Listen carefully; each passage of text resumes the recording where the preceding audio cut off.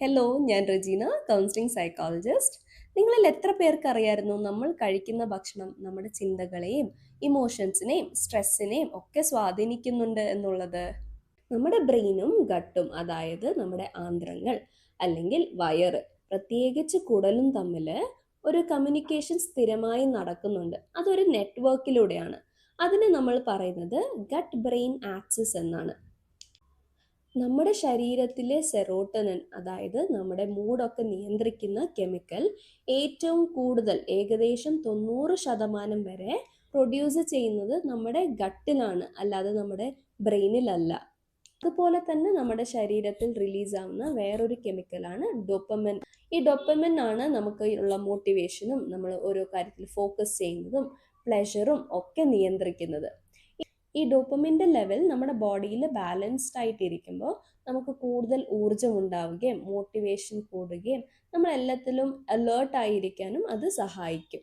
നമ്മുടെ ബ്രെയിന് ഈ സെറോട്ടോണിനും ഡോപ്പമിനും ഒക്കെ റിലീസ് ചെയ്യണമെങ്കിൽ കുറച്ച് ന്യൂട്രിയൻസ് അത്യാവശ്യമായിട്ടുണ്ട്.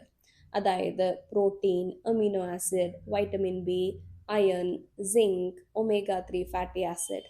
അതുകൊണ്ട് ഈ ന്യൂട്രിയൻസ് അടങ്ങിയ ഭക്ഷണം നമ്മൾ ഡെയിലി നമ്മുടെ ആഹാരത്തിൻ്റെ കൂടെ ഇൻക്ലൂഡ് ചെയ്താൽ നമ്മുടെ ബ്രെയിൻ ഹെൽത്തിനെ അത് നന്നായിട്ട് മെച്ചപ്പെടുത്താൻ സഹായിക്കും.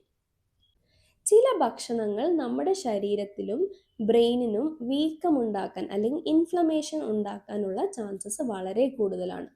For example, processed food, junk food, പുറത്തുനിന്ന് കഴിക്കുന്ന വറുത്ത് പൊരിച്ച സാധനങ്ങൾ, ഷുഗർ കൂടുതലുള്ള അല്ലെങ്കിൽ പഞ്ചസാര കൂടുതലുള്ള പാനീയങ്ങളോ ഭക്ഷണങ്ങളോ, ആൽക്കഹോൾ, മദ്യപാനം, ഇതുപോലെയുള്ള സാധനങ്ങൾ നമ്മുടെ ബ്രെയിനിലും നമ്മുടെ ബോഡിയിലും ക്രോണിക് ഇൻഫ്ലമേഷൻ, അതായത് വീക്കം കൂട്ടാനുള്ള ചാൻസ് വളരെ കൂടുതലാണ്.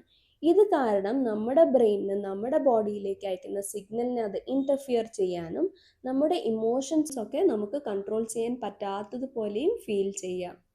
നമ്മൾ ഡീഹൈഡ്രേറ്റഡ് ആയാലോ, നമ്മുടെ ശരീരത്തിലെ വെള്ളത്തിൻ്റെ അംശം കുറഞ്ഞാലോ നമ്മൾ ഭയങ്കര ഇറിറ്റേറ്റഡ് ആവാം, നമുക്ക് ഭയങ്കര ക്ഷീണം ഫീൽ ആവാം, നമുക്കൊന്നിനും ഫോക്കസ് ചെയ്യാൻ പറ്റാതെ വരും.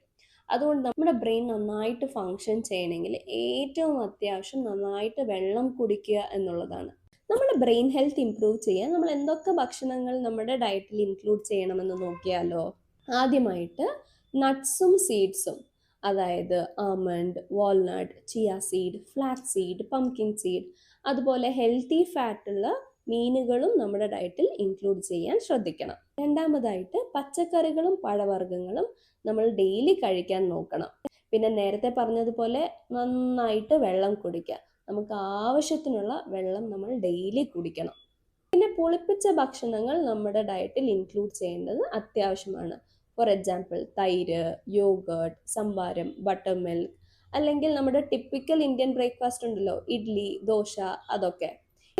ഈ ഫെർമെൻറ്റഡ് ഫുഡ് അല്ലെങ്കിൽ പുളിപ്പിച്ച ഭക്ഷണങ്ങൾ നമ്മുടെ ഗട്ടിലുള്ള ഇൻഫ്ലമേഷൻസ് അല്ലെങ്കിൽ വീക്കങ്ങൾ കുറയ്ക്കാനും അതുമൂലം ഗട്ട് ഹെൽത്ത് ഇംപ്രൂവ് ചെയ്യാനും സഹായിക്കും.